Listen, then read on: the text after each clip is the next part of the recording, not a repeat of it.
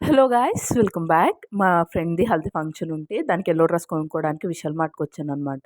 అసలు టైం లేదు. నాకైతే ఈ డ్రెస్ బాగా నచ్చింది. కాకపోతే నేను ఆల్రెడీ నాకు యెల్లో డ్రెస్ అనేది పార్టీ వేర్ డ్రెస్ ఉంది.